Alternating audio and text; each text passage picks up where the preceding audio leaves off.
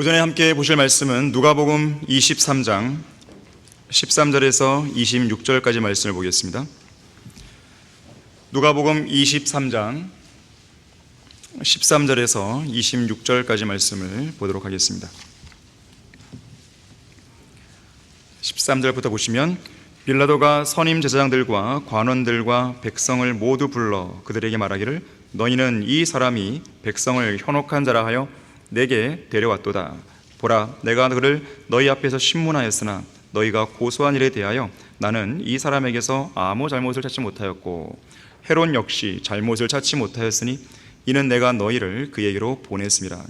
보라, 그가 사형을 당할 만한 일을 행한 것이 없노라. 그러므로 나는 그를 매질한 후 놓아주겠노라고 하니라. 명절에는 반드시 그들에게 한 사람을 놓아주게 되어 있더라. 그러자 그들이 일체가 되어 소리질러 말하기를 이 사람을 처단하고 바라바를 우리에게 놓아주소서라고 하니 그는 그 성읍에서 난동을 부리고 살인으로 인하여 감옥에 갇힌 자더라. 그러므로 빌라도는 예수를 놓아줄 의향으로 그들에게 다시 말하였으나 그들이 소리질러 말하기를 그를 십자가에 못 박으소서, 그를 십자가에 못 박으소서라고 하더라. 그래도 빌라도가 세 번째로 그들에게 말하기를 도대체 그가 무슨 악한 일을 행하느냐? 나는 그에게서 사형에 처할 만한 죄를 찾지 못하였으니 매질한 후 놓아주겠노라고 하더라. 그러나 그들은 큰 목소리로 재촉하며 십자가에 처형하라고 요구하니라. 백성과 선임 제사장들의 목소리가 우세하더라. 그러자 빌라도가 그들의 요구대로 하도록 판결을 내리더라. 그리하여 그는 사람들이 요구한 대로 난동과 살인으로 인하여 감옥에 갇힌 그 자를 그들에게 내어주고 예수를 그들의 의도대로 하라고 넘겨주더라. 그들이 줄을 끌고 갈 때 시골에서 돌아오는 쿠레네인 시몬을 붙들어 그에게 십자가를 지우고 예수 뒤에서 그것을 지고 가게 하더라. 자, 말씀을 위해서 조명 주시라고 기도하겠습니다. 참으로 위대하신 주 하나님 아버지, 저희들을 예수 그리스도의 보혈로 구속하여 주시고 성경대로 믿는 그리스도인으로서 복된 인생을 살게 해주셔서 감사드립니다. 우리가 영과 진리로 경배를 드릴 수 있는 이 특권은 아무나 향유할 수 있는 특권이 아닙니다. 구원받은 그리스도인에게, 바른 성경인 한글 킹제임스 성경을 최종권으로 믿는 그리스도인에게 주신 특권인 것입니다. 이 시간 저희들의 마음이 오직 주님 한 분만으로 가득 채워지게 하시며 주님의 말씀에 우리의 마음이 집중되게 해주십시오. 우리 안에 있는 잡다한 생각들을 다 걷어주십시오. 오늘 선포되는 이 말씀을 통해서 우리 안에 있는 종교적이고 형식적인 모든 거품들을 제거해 주시기 원합니다. 우리의 마음과 생각을 변화시켜 주십시오. 성령 하나님께서 강력하게 역사해 주십시오. 주 예수 그리스도 이름으로 기도했습니다. 아멘. 설교 제목은 그날의 새 죄인, 그날의 새 죄인이라는 제목으로 설교하겠습니다. 자, 오늘 본문에 보게 되면 초림 당시에 종교 지도자들이 예수님을 기소했던 재판이 나옵니다. 이 재판은 불법적인 재판이었습니다. 무슨 수를 써서라도 그분께 유죄를 선고해서 사형시킬 목적으로 기획한 불법적인 재판이었습니다. 정의를 전혀 찾아볼 수 없는 불공정한 재판이었습니다. 모세의 율법에 비춰봐도 그렇고 그들이 구약 성경보다 더 우위에 두고 있는 탈무드의 율법에 비춰봐도 역시 불법적인 재판이에요. 빌라도 법정에서 열린 이날의 재판은 동서고금을 막론하고 가장 모순되고 가장 비상식적이고 가장 불법적이고 가장 불공정한 재판이었던 것입니다. 사법적으로 또 율법적으로 왜 이 재판이 불법적이었는가? 그 이유는 이렇습니다. 첫 번째로는 예수님은 법정에서 발부한 어떤 영장이나 기소도 없이 일방적으로 체포됐습니다. 두 번째는 그것도 낮이 아니라 밤에 체포됐죠. 세 번째는 본 재판에서 심리를 맡은 배심원들은 모두가 다 예수님에 대한 편향적인 시각을 갖고 있었습니다. 처음부터 불공정한 재판임이 예정되어 있었던 것이에요. 네 번째는 예수님은 제사장들인 안나스와 카야파에게 사적인 조사를 먼저 받았죠. 공적인 심리가 공회나 법정에서 열리기도 전에 종교적인 권력을 지닌 개인들이 사적으로 제멋대로 신문한 거예요.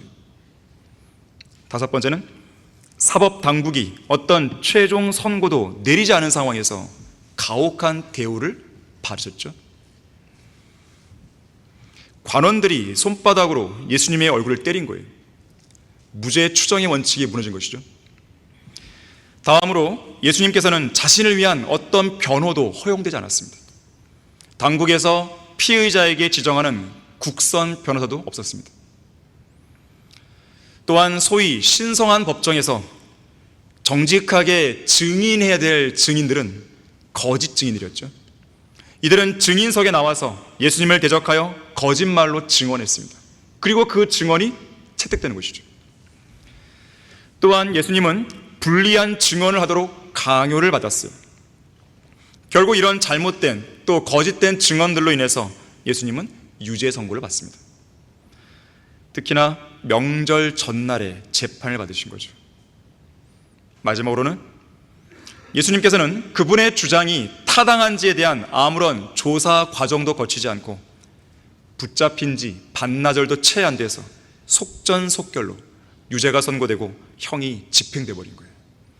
이런 재판이 어디 있어요?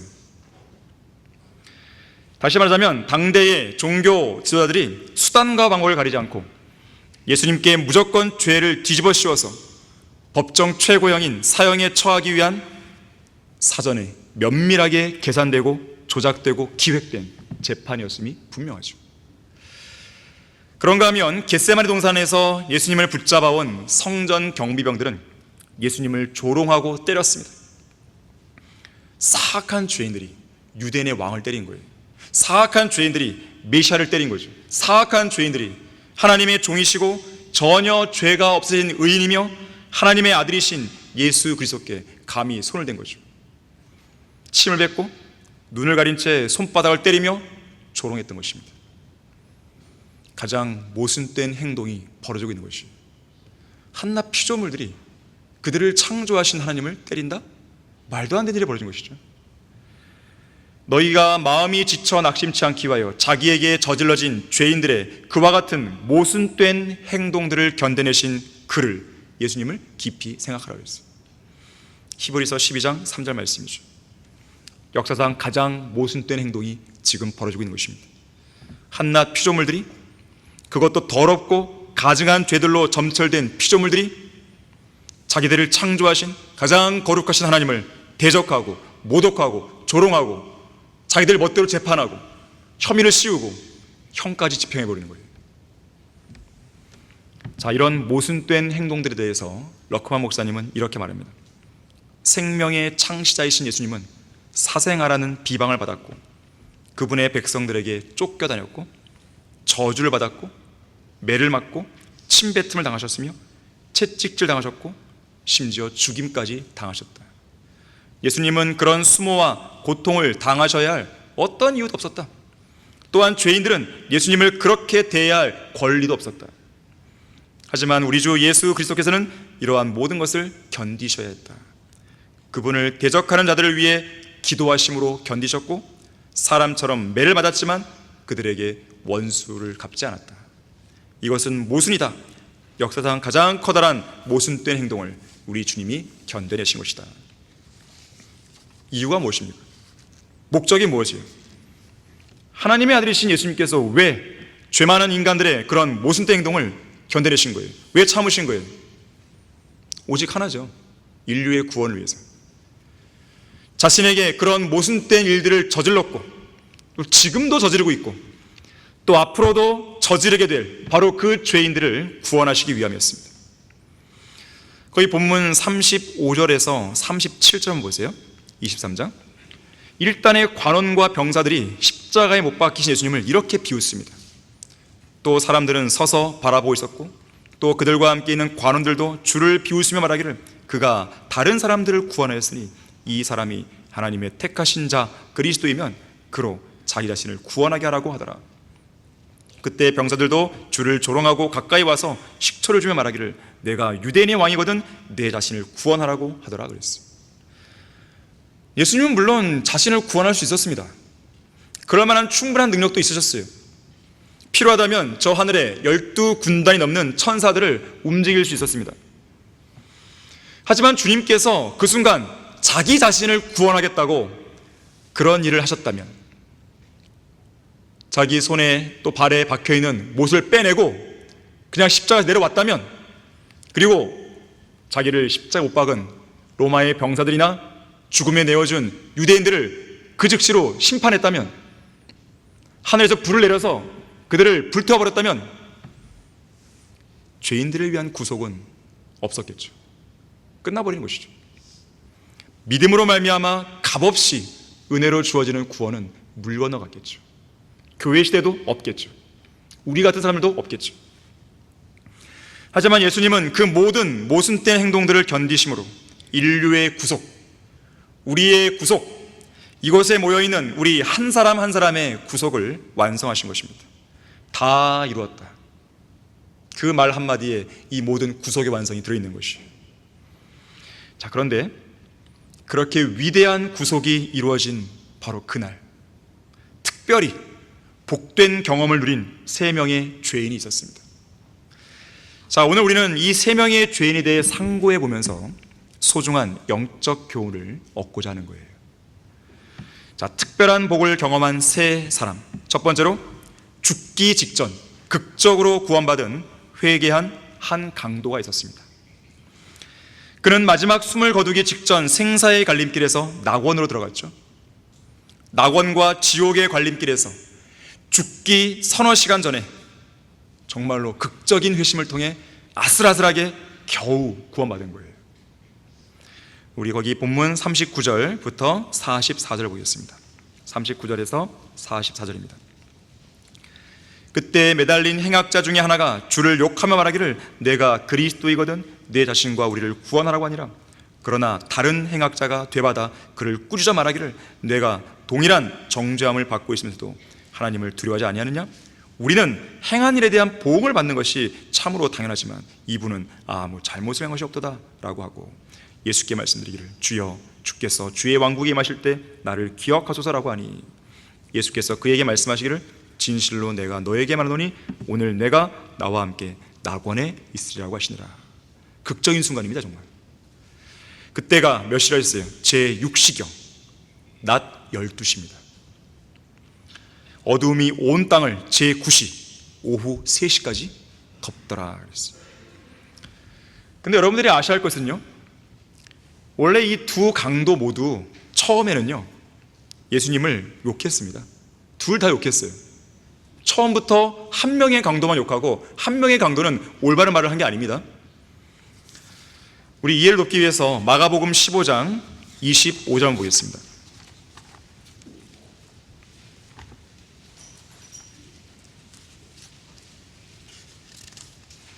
마가복음 15장 25절을 보시면 제3시가 되니 그들이 주를 십자가에 못 박더라. 자, 예수님이 십자가에 못 박힌 시간은 제3시입니다. 오전 9시예요. 바로 이때 두 강도도 함께 못 박힌 거죠. 자, 오전 9시예요. 시간이 32절 보세요. 15장 32절. 이스라엘의 왕 그리스도여 십자가에서 지금 내려와 보라. 그러면 우리가 보고 믿으리라고 하더라. 그리고 주와 함께 십자가에 못 박힌 자들도 주께 욕하더라. 단수가 아니죠. 복수형태죠. 두 사람 다 처음에는 욕한 거예요. 예수님 양옆에 달린 두 강도, 십자가에 못 박힌 자들, 이들은 모두가 다 주님께 욕을 했던 것입니다. 그런데 오늘 본문 23장 44절에 가면 그중 한 강도가 중간에 극적으로 회심한 거예요. 그 회심한 시각이 제6시경이죠. 낮 12시. 자, 그러니까 오전 9시에 십자가에 못 박히고 그리고 정오 12시, 낮 12시, 이 최대 3시간이라는 이 짧은 시간 안에 한 강도의 마음이 극적으로 돌아선 겁니다. 자, 이렇듯 한 사람의 마음이 죄의 길에서 구주이신 예수님께로 돌아서는 데는 많은 시간이 소요되는 게 아니에요. 예수 그리스도를 믿고 구원받는데 오랜 시간이 걸리는 게 아닙니다. 예수님을 구주로 믿고 구원받는 것은 그야말로 한순간의 결정에 달리는 것이에요. 바로 그 한순간의 결정으로 어떤 사람은 낙원으로 가고 어떤 사람은 지옥 가는 것이죠. 자, 오늘 본문의 경우 그 한순간은 운명의 3시간이었습니다. 두 죄인의 최종 운명, 두 사람의 인생의 최종 목적지를 가르는 운명의 3시간이었어요. 승객들을 비행기에 태우고 하늘을 운행하는 항공사의 경우에 예기치 않은 비상 상황이 발생했을 때 90초 안에 모든 승객들을 기내에서 탈출시켜야 하는 운명의 90초 룰이 있어요. 90초를 1분 30초죠. 90초 안에 탈출하는가 탈출을 못하는가의 여부가 생사를 가르는 기준이 됩니다. 그래서 평소에 승무원들은 긴급 상황에 대비해서 철저하게 훈련을 받는데요, 사고가 발생했을 때 특히 승객들이 노트북이나 가방 등 자기 짐들을 챙기느라 탈출 시간이 지연되지 않도록 승객들을 안내하는 것이 매우 중요하죠. 내일 일어날 일을 모르는, 1분 뒤에 일어날 일조차 모르는 인간에게는 운명의 90초와 같은 순간이 늘 상존하고 있습니다. 잠깐 보이다가 사라지는 안개와 같은 그런 생명을 가진 존재로서 언제 어느 때에 현재 자기가 걷고 있는 인생의 살 얼음판이 깨져 지옥의 불구덩이로 쏜살같이 떨어질지 모르는 그런 죄인들의 삶은 사실상 매 순간이 비상 상황이죠. 비상이에요. 지금 빨간불이 켜지고 있는 거예요. 계속 그 사람이 구원받지 않는 한 계속 빨간불이죠. 자, 오늘 본문에서 두 강도는 이제 곧 죽음을 앞둔 그야말로 아무 희망도 보이지 않는 비상 상황에 놓여 있습니다. 그리고 3시간이라고 하는 이 짧은 순간에 두 사람의 운명이 완전히 엇갈리죠. 두 사람 모두 처음에는 예수님을 욕하고 조롱하고 비웃었어요. 하지만 운명의 3시간 속에서 한 사람은 회개하여 낙원을 약속받았고 한 사람은 계속 조롱하다가 지옥으로 떨어진 것이죠. 두 사람 모두 예수 그리스도의 머리 위에 적힌 문구 38절에 이 사람은 유대인의 왕이라 이렇게 쓴 명패의 글귀를 봤을 것이요, 또 읽었을 것입니다. 한 사람은 그 말씀을 믿은 거예요. 그리고 자신의 혼을 예수님께 의탁했죠. 하지만 여전히 한 사람은 그 말씀을 완고한 마음으로 계속 거부하다가 자신의 혼을 지옥으로 밀어 넣어버린 겁니다. 이 시대도 마찬가지예요. 두 사람 모두 극악한 죄인이지만 한 사람은 자신이 죄인임을 인정하고 한 사람은 여전히 자신이 더럽고 추악하고 가증한 죄인임을 인정하지 않는 거예요. 두 사람 모두 예수 그리스도의 복음을 들었지만 한 사람은 그 복음을 믿어서 예수님을 영접함으로 구원받고 한 사람은 완고한 목으로 그 복음을 계속 거부하다가 자신의 혼을 영원한 불못으로 밀어 넣어버린 것이죠. 두 사람 모두 성경대로 믿는 교회에 들어왔지만 한 사람은 계속 성장해 나가고 한 사람은 얼마 안 가서 실족해버리죠. 두 사람 모두 한글 킹제임스 성경이 바른 성경임을 그 사실에 들었지만 한 사람은 성경을 최종원으로 믿었고 한 사람은 여전히 이것은 여러 성경 중에 하나일 뿐이야 라고 생각하는 것이죠. 그러니까 그 사람은 아무런 변화가 없는 거예요. 영적 성장이 없는 데는 다 이유가 있습니다. 둘 중 하나죠. 구원을 안 받았거나 말씀에 자기의 모든 걸 걸지 않는 거예요. 두 사람 모두 이 교회 안에서 하나님의 위대한 역사와 열매를 목도했지만 한 사람은 그 위대한 역사를 이루신 하나님을 온전히 신뢰하지만 한 사람은 여전히 하나님을 신뢰하지 않는 거예요. 자, 본문의 회개한 강도가 지하 낙원에 도착했을 때 그 기분이 어땠을 것 같습니까? 선박이 침몰되기 직전에 구조된 사람의 심경을 생각해 보세요. 완전히 무너져 내리기 직전에 건물을 빠져나온 사람의 그 마음이 얼마나 아찔했을지 생각해 보세요. 뜨거운 불길 속으로 삼켜지기 바로 직전에 극적으로 구출된 사람의 그 가슴이 얼마나 철렁했을지 생각해 보세요. 쓰나미가 마을을 덮치기 바로 직전에 구조된 사람의 아찔한 심정을 생각해 보세요. 몇 달 전에 일본에 쓰나미 왔을 때 어떤 한 할머니가 마을을 지팡이 주고 걸어오고 있었어요. 근데 그 모습을 지켜보던 한 청년이 이 차를 몰고 가고 있었는데 할머니 타세요. 탄 거예요. 근데 바로 9초 뒤에 쓰나미가 올라오는 거죠. 정말 아찔한 순간이죠. 만일 예수님 옆에 달렸던 이 두 강도가 동시에 똑같이 숨을 거뒀다면 그들의 혼은 그들의 죽은 몸을 동시에 빠져나가 땅속 지하 깊은 곳으로 순식간에 빨려 들어갔겠죠. 그리고 낙원과 지옥으로 향하는 마지막 운명의 갈림길에서 회개한 강도는 낙원으로 인도되고 회개하지 않은 강도는 지옥으로 던져지는 것이죠.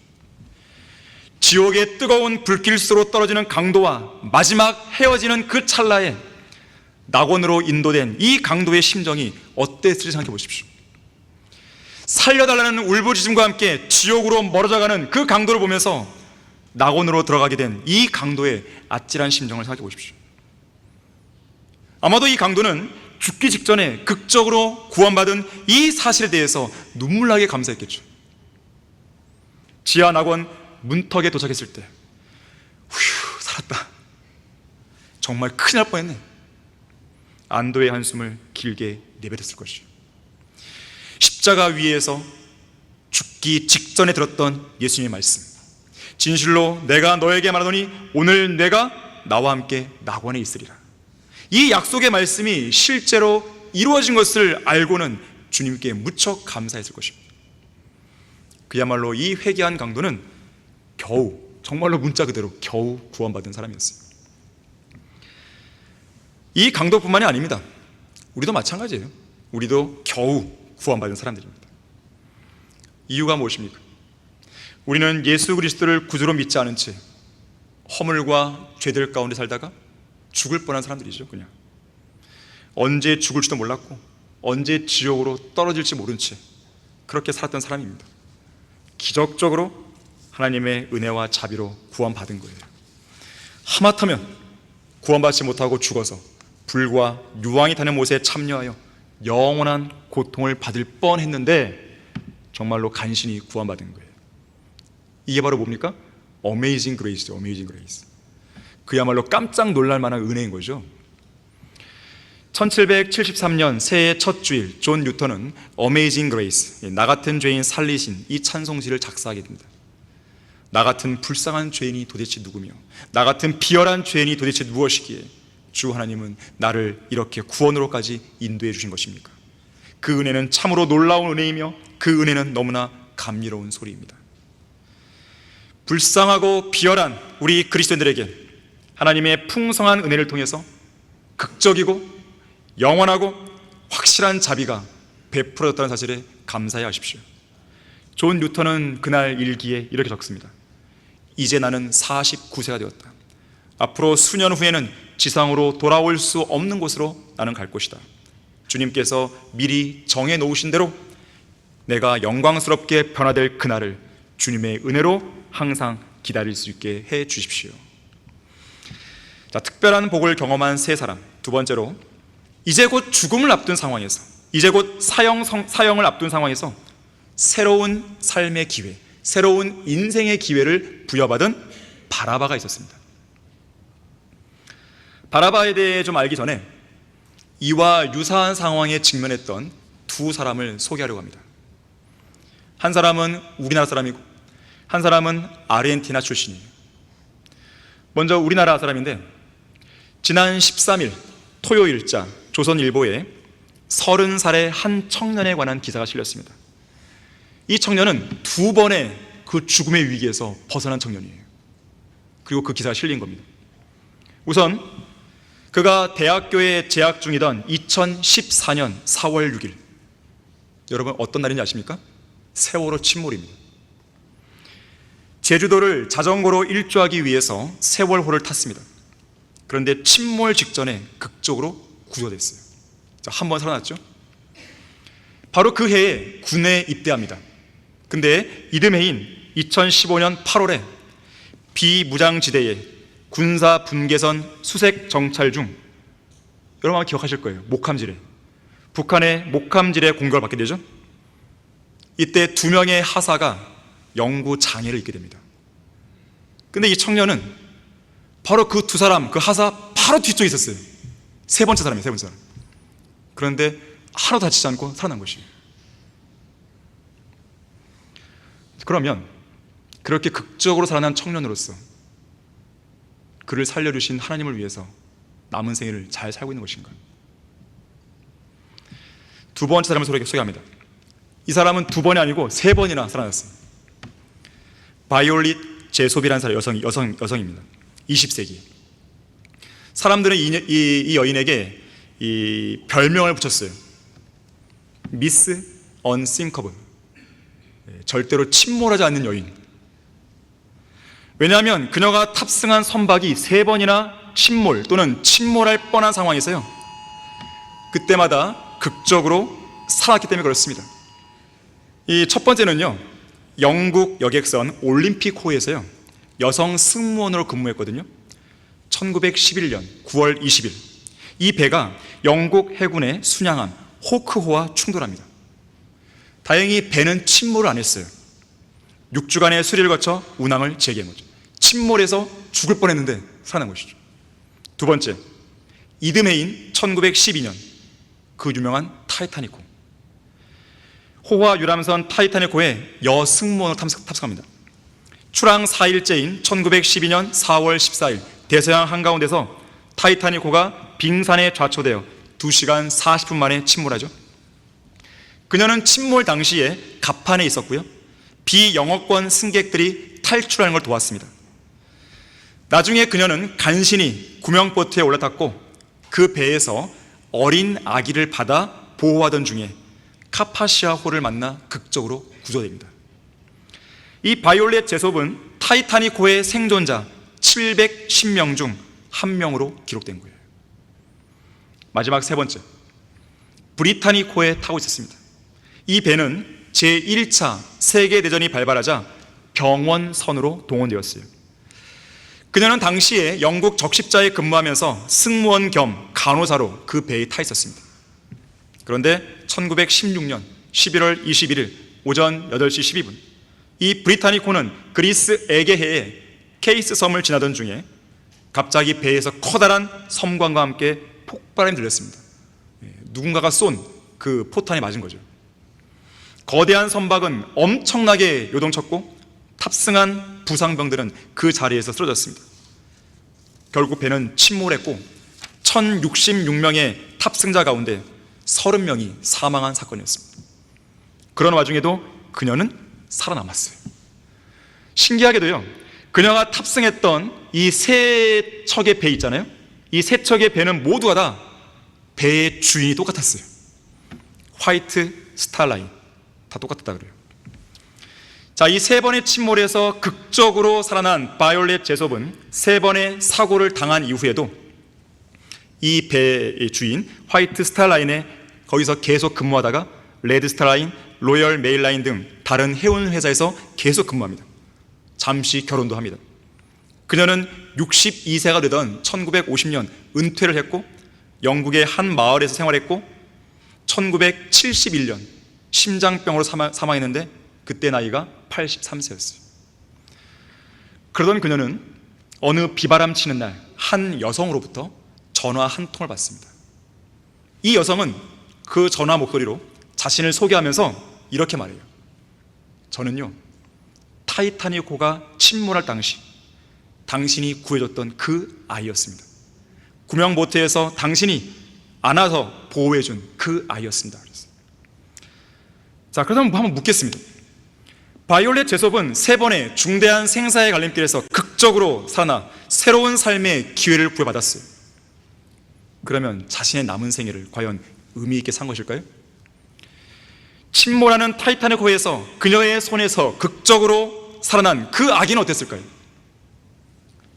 빛을 본 지 얼마 안 된 시기에 침몰해서 일찍 죽을 수 있었지만 새로운 삶의 기회를 부여받은 그 어린 아기는 이후 성장해서 자기를 살려준 사람에게 전화통화를 할 때까지, 아니면 그 이후 죽을 때까지 어떤 인생을 살았냐 이거예요.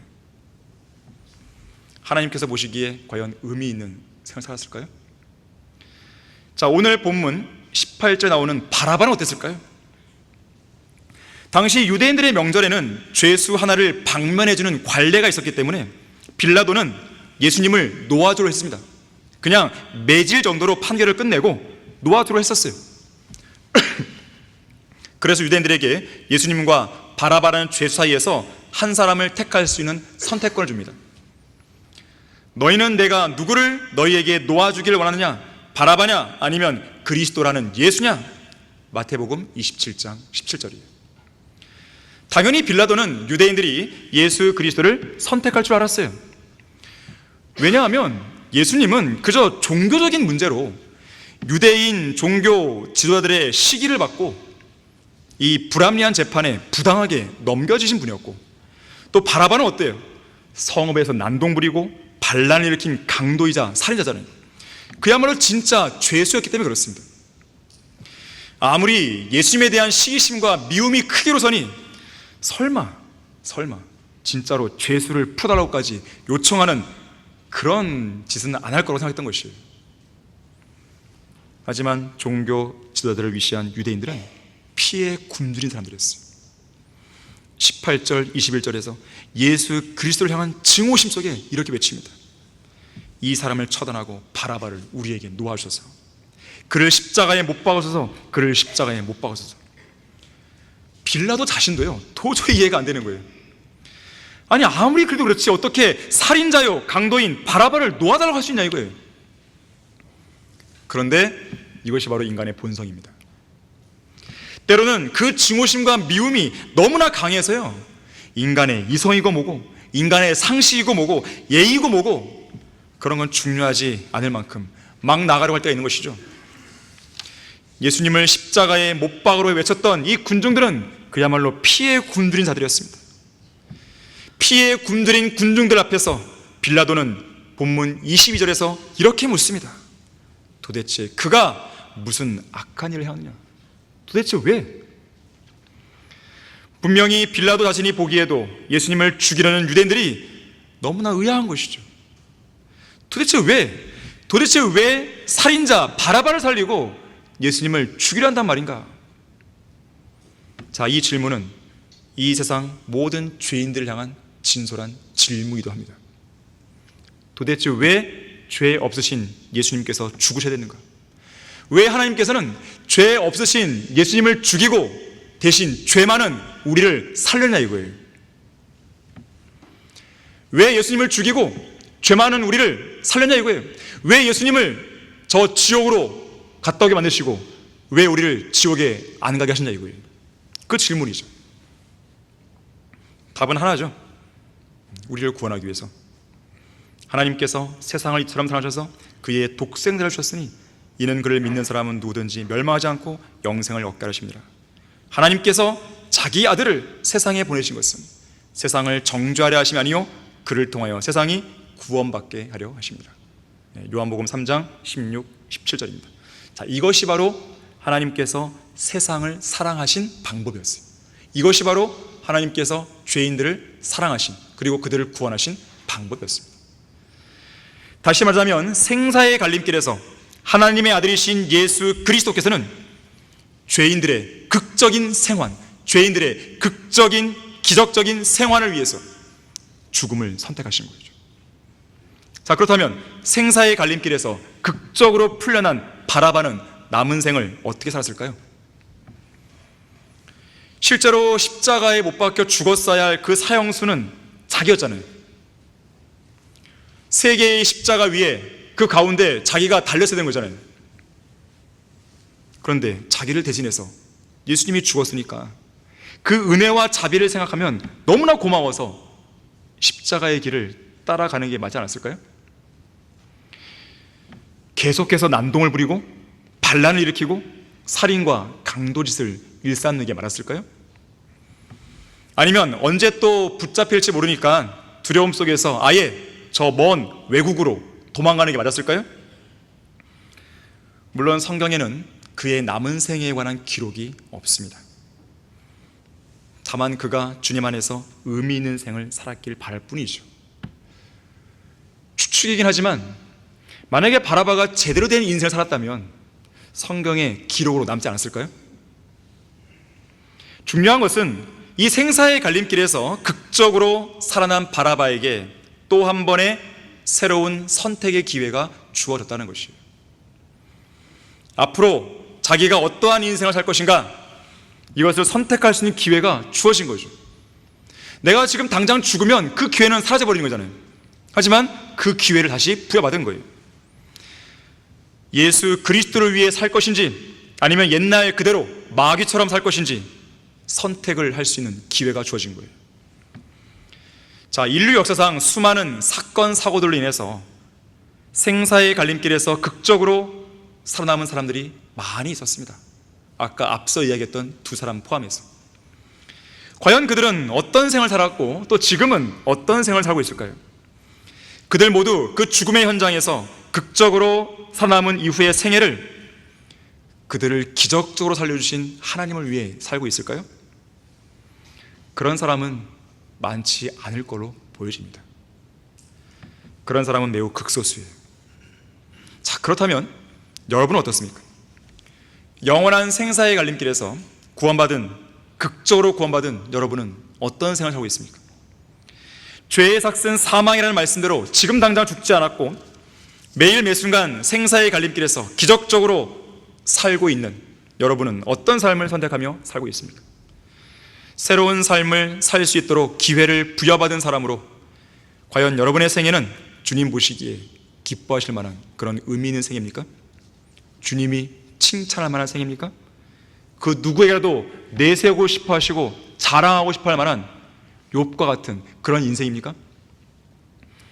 특별한 복을 경험한 세 사람. 세 번째로, 문자 그대로 십자가를 지고 그리스도를 따라갔던 쿠레네 시몬이 있었습니다. 오늘 본문 26절입니다. 그들이 줄을 끌고 갈 때 시골에서 돌아오는 쿠레네인 시몬을 붙들어 그에게 십자가를 지우고 예수 뒤에서 그것을 지고 가게 하더라. 가장 모순되고 가장 불법적이고 가장 불공정했던 재판이 이제 끝났습니다. 가장 어리석고 가장 비열하고 가장 공의롭지 못한 총독 빌라도는 본문 24절 25절에서 예수 그리스도께 법정 최고형인 사형을 선고했어요. 예수 그리스도를 십자가에 처형하라고 요구하는 백성들, 선임 제사장들, 장로들에 의해 설득된 성난 군중들의 요구를 그대로 수용해버린 거예요. 그야말로 그들은 피해 굶주린 군중들이었는데, 심지어 마태복음 27장 25절에서는 그의 피를 우리와 우리 자손에게 돌리라고 끔찍한 저주를 자초함으로 예수 그리스도의 피를 흘리게 한 그 피의 대가를 자기들이 직접 치르겠다고 그렇게 선언한 사람들이었습니다.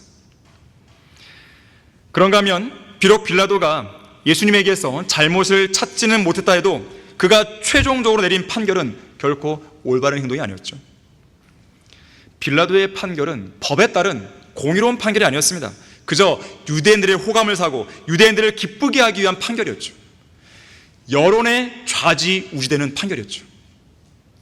모든 법과 양심에 따른 그 의를 거스르는 불공정한 판결이었죠. 마태복음 27장 24절에서 빌라도는요, 여기에 대한 자기 책임을 면하기 위해서요, 자기 손을 씻죠, 물로. 이 의로운 분의 피에 대해 나는 무죄하다 그랬어요. 무죄한 게 아니라 그는 무지한 거죠. 죄는 결코 물로 씻을 수 없다는 그 사실에 대해 무지했던 것이죠. 이제 그 불법적이고 불공정한 판결에 따라 로마의 병사들은 무거운 십자가를 예수님의 어깨에 지우고 갈보리 언덕으로 끌고 갑니다. 예수님은 이미 앞서 맞았던 채찍질로 인해서 힘든 상황입니다. 몸이 총독의 병사들에게서 모독과 조롱과 폭력을 당한 상태였기 때문에 만신창이가 된 몸이었어요. 그러한 몸으로 무거운 나무 십자가를 지고 간다는 것은 쉬운 일이 아니었을 겁니다. 성문 바깥 갈보리 언덕까지 십자가를 지고 가는 길은 15분 정도 걸리는 길이었습니다. 온갖 매질과 폭력으로 온몸이 기진맥진한 상태였기 때문에 그 무거운 십자가를 지고 가시는 일이 매우 버거웠을 것이에요. 그 모습을 본 로마 병사들이 시골에서 예루살렘으로 돌아오는 쿠레네 출신의 시몬을 붙들어 갈보리 언덕까지 이어지는 오르막길, 그 오르막길의 남은 부분을 그로 하여금 강제로 예수 그리스도의 십자가를 지고 가게 한 것이죠. 쿠레네 시몬은 인류 역사상 유일하게 주님의 십자가를 문자 그대로 지고 왔던 장본인입니다. 영적인 의미 정도가 아니라 실제 그대로 졌던 사람으로 특별한 복된 경험을 한 사람이었어요. 심지어 그는 십자가를 졌을 뿐 아니라 십자가를 지고 실제로 주님의 뒤를 따라가기까지 했죠. 갈보리 언덕까지. 갈보리 언덕. 갈보리는 어떤 곳입니까? 죽음의 장소입니다. 가장 흉악한 범죄자들 사형에 처하는 사형장이죠.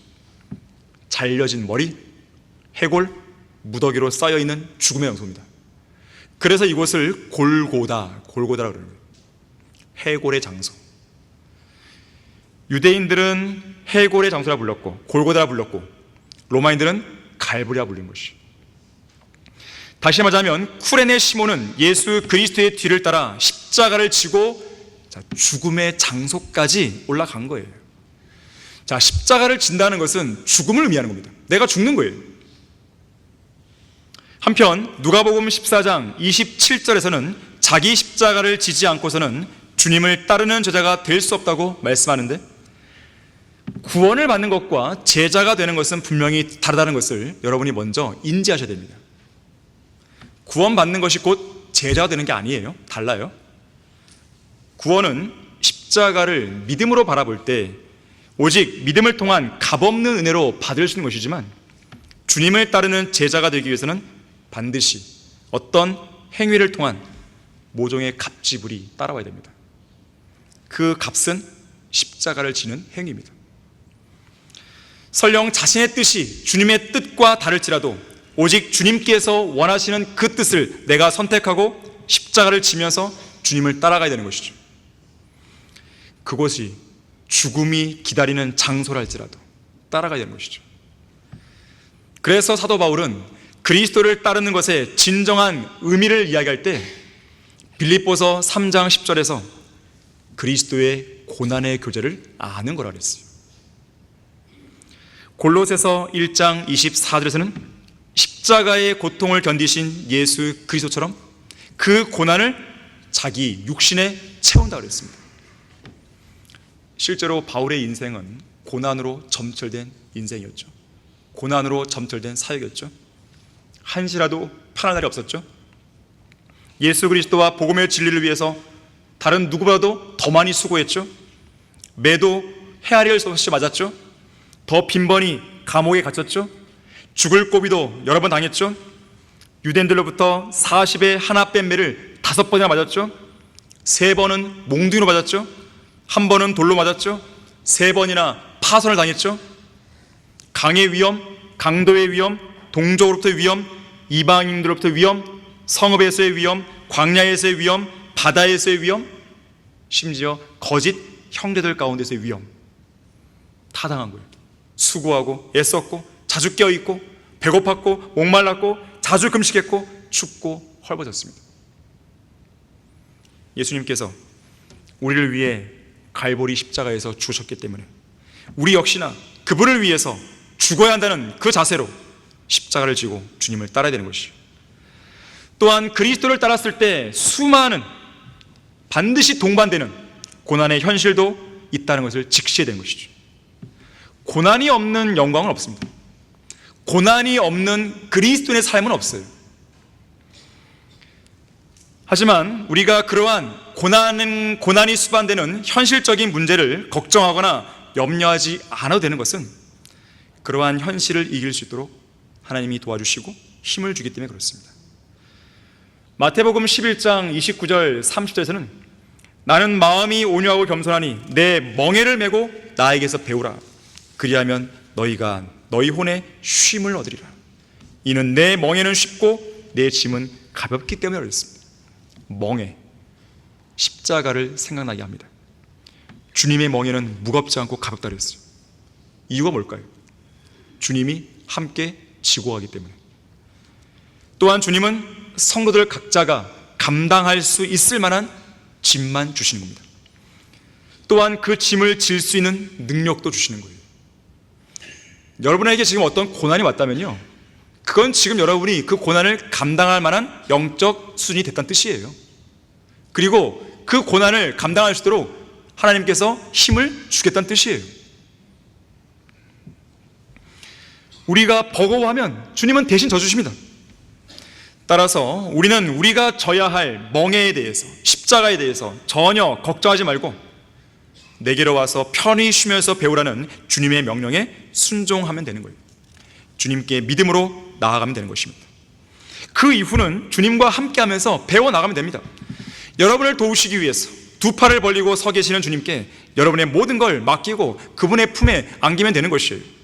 너는 두려워 말라. 내가 너와 함께함이라. 놀라지 말라. 내가 내 하나님이라. 내가 너를 강건하게 하리라. 정녕 내가 너를 도우리라. 정녕 내가 내 의의 오른손으로 너를 높이리라. 이사야 41장 10절이죠. 오늘날 많은 성도들이 안고 있는 문제는 뭐냐면, 그 성도들이 그런 현실에 직면할 때마다 오직 주님만 신뢰해야 되는데 그렇게 하지 않는다는 데 있습니다. 또한 예수 그리스도를 따르기가 어려운 그런 경우가 생길 때를 대비해서 그리스도의 제자로서 사는 인생에 대해 실증을 느낄 만한 그때를 대비해서 옛 생활로 돌아가는 데 필요한 유용한 것들을 정리하지 않은 채 그대로 남겨두는 거예요. 만약을 대비해서.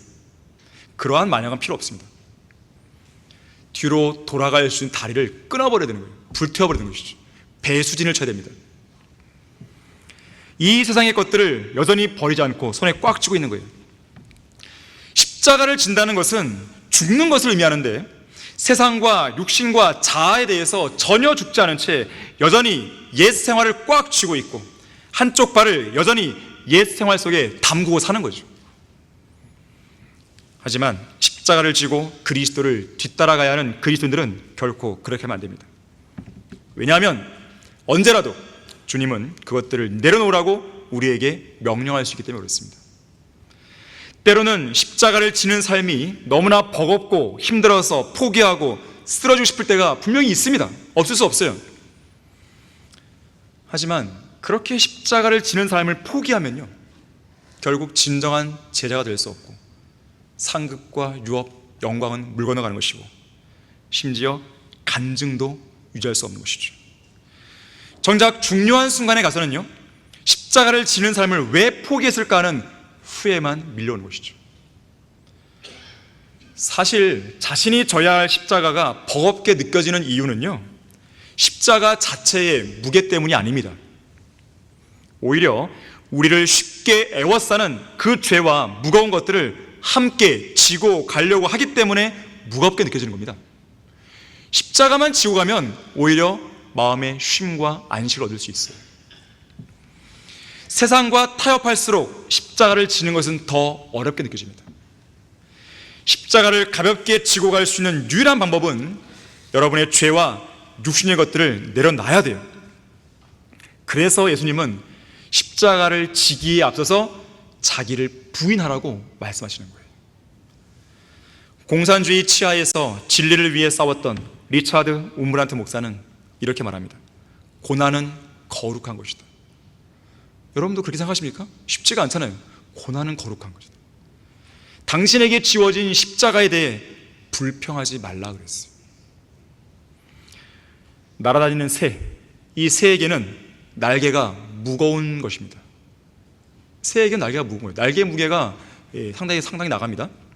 하지만 그 날개가 있기 때문에 어떻게 하는 거예요? 하늘을 날 수 있는 거예요.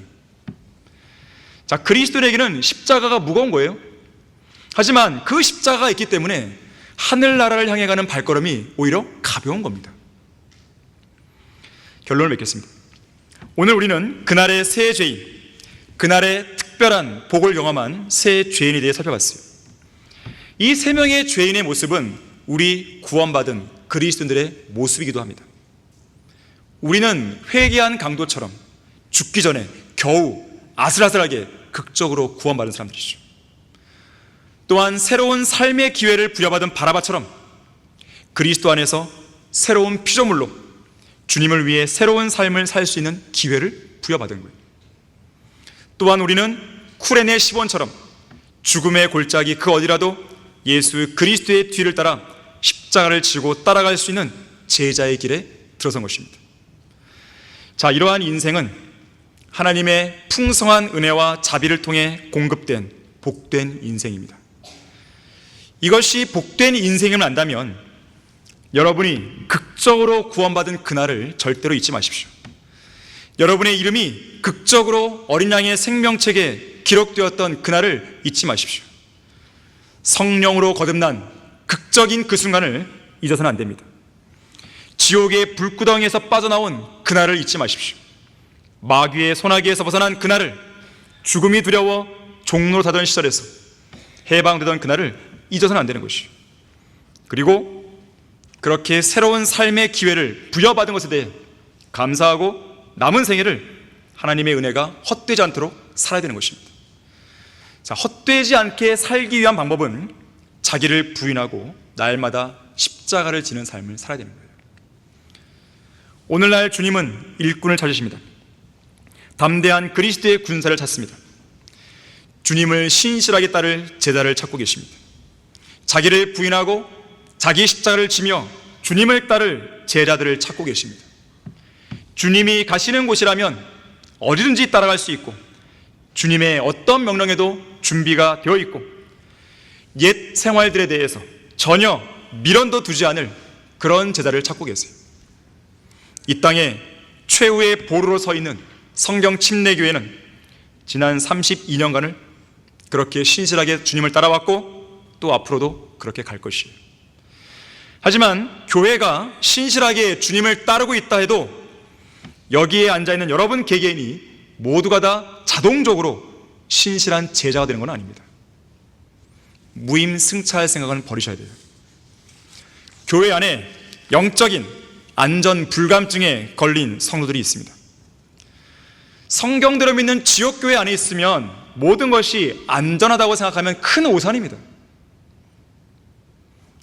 만일 그 개인이 스스로 깨어있지 않으면 자기도 모르는 사이에 이 대열에서 이탈해버린 자기 모습을 발견하게 될 것이에요. 여러분이 그동안 신실하게 주님을 잘 섬겨왔지만 오늘 이 설교에 다시 한번 유념하시면서 주님을 위해서 더욱더 열심을 내는 여러분 모두에게 기도하겠습니다. 자, 기도하겠습니다. 위대하신 아버지 하나님, 지금까지 주님께서는 우리 교회를 지켜주셨습니다. 모든 악과 위험으로부터, 여러 차례의 영적 전쟁으로부터 지켜주셨습니다. 불의를 행하는 그러한 자들로부터 우리 교회를 지켜주셨습니다. 외부의 공격으로부터 우리를 지켜주셨습니다. 수많은 적들로부터 우리를 지켜주셨습니다. 하나님의 도우심이 있기에 우리는 담대하게 이 사역을 앞으로도 수행해 나갈 수 있습니다. 우리에게 힘을 주십시오. 능력을 주십시오. 이 교회에 속해 있는 성도들 일일이 기억해 주시고, 각 성도들이 안고 있는 문제가 무엇이든 간에 주님의 방법으로 해결해 주시며 십자가를 지고 자기를 부인하고 십자가를 지는 그 삶을 지속해 나갈 수 있도록 도와주시기 원합니다. 생활에 믿음의 진전과 많은 열매가 나타나게 해주십시오. 주 예수 그리스도 이름으로 기도했습니다. 아멘.